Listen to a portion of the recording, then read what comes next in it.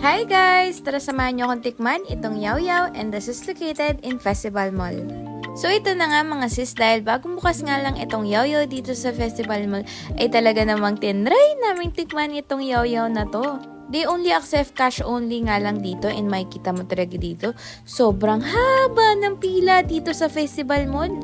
So yung waiting game namin dito is for like mga 20 minutes only.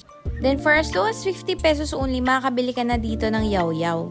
Meron pala silang allotted area dito na pwede rin kayong mag-dine-in. So kung naghanap kayo ng frozen yogurt in town, grabe, I highly recommend this. Meron silang different fruits dito.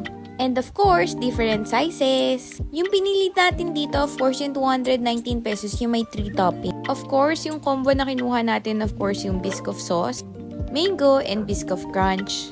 Grabe, sobrang quality nitong tatlong combo na to. As in, sobrang sarap talaga.